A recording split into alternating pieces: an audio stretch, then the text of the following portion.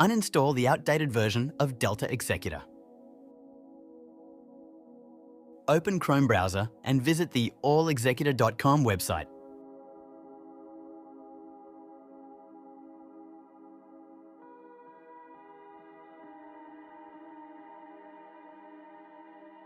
Click on Latest Delta Executor APK button. Scroll down and select any server to download Delta Executor.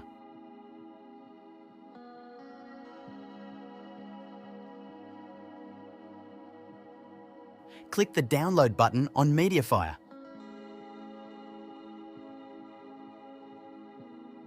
Once downloaded, click on the Open button, click the Install button.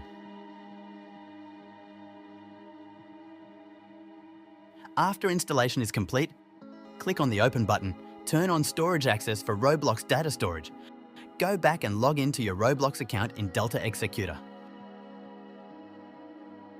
Choose any game you want to exploit.